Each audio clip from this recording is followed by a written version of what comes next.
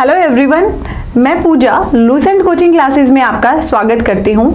Last video में हमने chemistry में एटॉमिक स्ट्रक्चर के बारे में पढ़ा था। आज हम उससे आगे कंटिन्यू करेंगे। जिन्होंने फर्स्ट वीडियो नहीं देखा है वो लिंक नीचे डिस्क्रिप्शन बॉक्स में होगा, उसका यूज करके वीडियो को देखिए। देन हम आगे स्टार्ट करते हैं अपना एटॉमिक स्ट्रक्चर।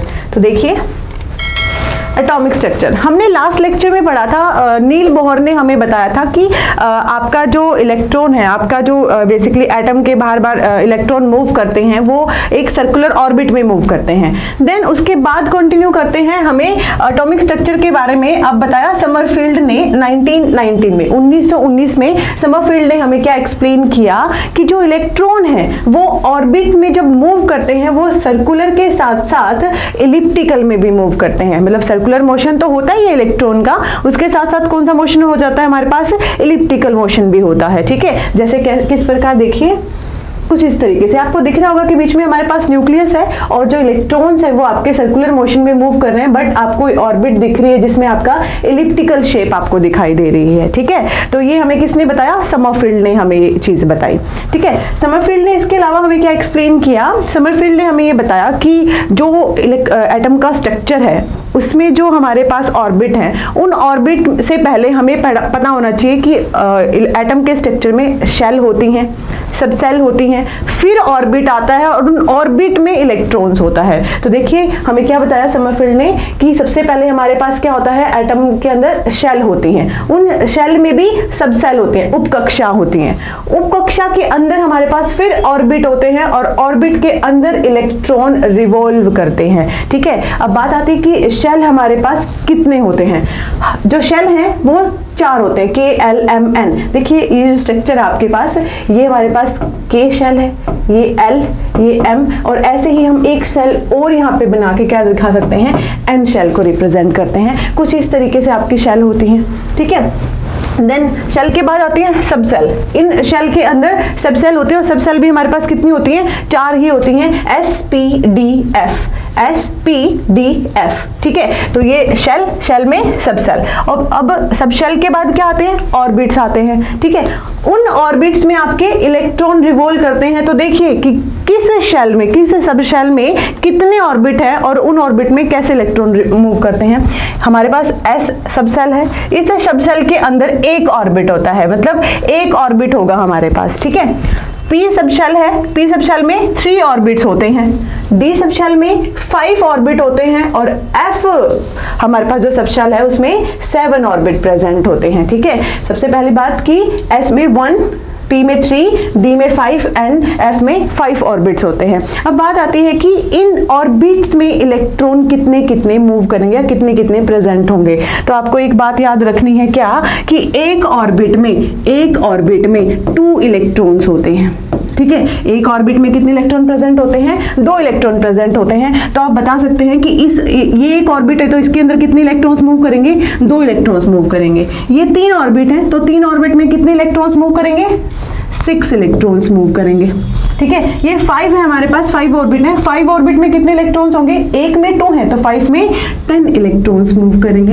एंड 7 ऑर्बिट है तो उसमें कितने इलेक्ट्रॉन्स होंगे, 14 इलेक्ट्रॉन्स होंगे हमारे पास। ठीक है, तो देखिए ये हमें किसने बताया, समरफील्ड ने बताया कि जो आपके शेल है वो 4 तरीके की है, KLMN, और इसके बाद हमारे पास इस शेल में भी सब सेल होती है, SPDF सब शेल के बाद ऑर्बिट्स आते हैं और सब शेल के ऑर्बिट कितने होते हैं, S में 1 ऑर्बिट, P में 3 ऑर्बिट, D में 5 ऑर्बिट, F में 7 ऑर्बिट होते हैं। दूसरी बात क्या याद रखनी है आपको कि एक ऑर्बिट में 2 इलेक्ट्रॉन प्रेजेंट होते हैं। तो हमारे पास अकॉर्डिंग टू ऑर्बिट नंबर हम बता सकते हैं कि फर्स्ट ऑर्बिट में कितने इलेक्ट्रॉन्स होंगे, सेकंड में कितने, थर्ड में कितने और फोर्थ में। समरफील्ड ने हमें क्या बताया कि न्यूक्लियस है ये बीच में और KLMN ये हमारे पास क्या होती हैं, शेल होती हैं। ठीक है, इन शेल्स में हम फिलअप करते हैं इलेक्ट्रॉन्स को। तो अभी आपको बताया गया है कि S में 2 इलेक्ट्रॉन होते हैं, P में 6 इलेक्ट्रॉन होते हैं, D में 10 और F में 14 इलेक्ट्रॉन होते हैं। तो S जो फर्स्ट हमारे पास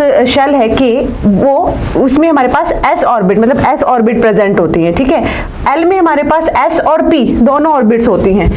M में हमारे पास S, P और D होते हैं और N में S, P, D, F होते हैं, ठीक है। देखिए इलेक्ट्रॉनिक कॉन्फ़िगरेशन में भी हम करेंगे जब वो टॉपिक हम करेंगे, बट अभी के लिए आप याद रखिए कि K में S प्रेजेंट होता है, L में S और P प्रेजेंट होते हैं, M में S, P एंड D और N में S, P, D, F होते हैं, ठीक है। तो देखिए फर्स्ट है हमारे पास शेल है S की, S में हमारे पास 2 इलेक्ट्रॉन होते हैं, तो 2 इलेक्ट्रॉन फिलअप कर दिया हमने कि जो एक शेल है इसके अंदर 2 इलेक्ट्रॉन प्रेजेंट होंगे। अब आते हैं हम L पे। L में हमारे पास क्या है, S और P, S में 2 और P में कितने होते हैं, 6 इलेक्ट्रॉन होते हैं, तो 2 + 6 8 इलेक्ट्रॉन, मतलब L शेल में कितने इलेक्ट्रॉन्स मूव करेंगे, 8 इलेक्ट्रॉन्स प्रेजेंट होंगे, ठीक है।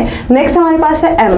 M में हमारे पास S, P and D orbit होते हैं, तो इनमें हमारे पास S में 2, P में 6 इलेक्ट्रॉन, D में 10, इन सबको ऐड करके हमारे पास कितने इलेक्ट्रॉन आए, 18, मतलब कि M जो शेल है इसके अंदर 18 इलेक्ट्रॉन्स आपके प्रेजेंट रहेंगे। नेक्स्ट आपके पास है N। N देखिए N में हमारे पास S, P, D, F तीनों होंगे, चारों होंगे। S में 2 इलेक्ट्रॉन, P में 6 इलेक्ट्रॉन, D में 10 इलेक्ट्रॉन एंड F में 14, सबका सम हमारे पास कितना आएगा, 32 इलेक्ट्रॉन्स, मतलब 32 इलेक्ट्रॉन्स आपके रिवॉल्व करेंगे कहाँ पे, N शेल में रिवॉल्व करेंगे, ठीक है। तो देखिए आपको अगर संख्या निकालनी हो, नंबर निकालने हो इलेक्ट्रॉन के शेल में, तो आप एक जनरल फॉर्मूला यूज कर सकते हैं, दैट इज 2n स्क्वायर। क्या है, 2n स्क्वायर। देखिए इसमें हमारे पास अगर हम फर्स्ट शेल में हैं तो n का नंबर क्या है, 1। अगर हम फर्स्ट शेल में हैं n 1, देन हम फॉर्मूले में पुट करते हैं 2 1 स्क्वायर, तो फॉर्मूला आंसर कितना आया, 2। मतलब आपकी फर्स्ट शेल कौन सी है, S। S में कितने इलेक्ट्रॉन आ गए आपके, 2 आ गए, ठीक है। देन हम आते हैं L शेल में। L शेल में हमारे पास नंबर ऑफ इलेक्ट्रॉन्स कितने हैं, 8 है, ठीक है। और N की वैल्यू कौन सी है हमारे पास, 2 है, ठीक है। तो फॉर्मूले में पुट करिए आप 2, 1 की जगह आपने 2 पुट करना है, N की वैल्यू हमने 2 ली है, तो वैल्यू कितनी आएगी आपके पास, 8। तो हमारे पास सेकंड शेल L में कितने नंबर ऑफ इलेक्ट्रॉन है, 8 है। ऐसे ही हम थर्ड में भी निकाल सकते हैं और फोर्थ में भी। तो ये जनरल फॉर्मूला है जिससे आपके क्वेश्चन पूछ लिया जाता है कि आप फोर्थ शेल में या फिर N नंबर ऑफ शेल में बताइए नंबर ऑफ इलेक्ट्रॉन्स कितने होंगे, तो आपने डायरेक्ट फॉर्मूला में वैल्यू पुट करनी और निकाल देना है, ठीक है। तो ये सारी थ्योरी हमें किसने बताई, समरफील्ड ने बताई।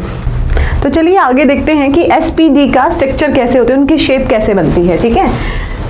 तो देखिए जो S शेप है हमारे पास, जो S ऑर्बिट है उसकी जो शेप होती है वो स्फेरिकल इन शेप होती है। कैसे होती है, स्फेरिकल इन शेप होती है।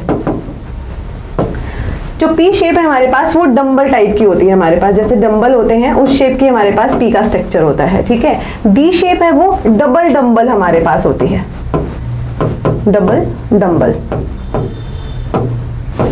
और जो F शेप है वो थोड़ा कॉम्प्लिकेटेड स्ट्रक्चर है, जटिल है वो थोड़ा, तो उसको हम एक्सप्लेन नहीं कर पाते हैं, बट फिर भी एक स्ट्रक्चर आपको यहाँ पे बना हुआ दिख रहा होगा, ये आपका F शेप का है, जिसको हम एक पर्टिकुलर शेप नहीं दे सकते हैं, ठीक है। ये शेप के बारे में भी हमें किसने बताया, समरफील्ड ने ही एक्सप्लेन किया था, ठीक है।